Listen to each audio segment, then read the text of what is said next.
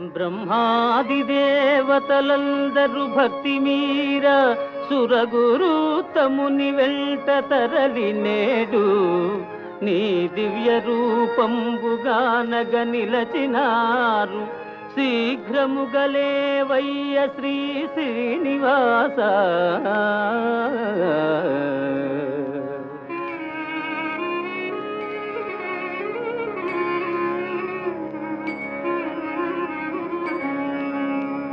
కమలాలు వికసించు కాలమాయే, నానా సుగంధ కుసుమాలు నవ్వెనవిగో.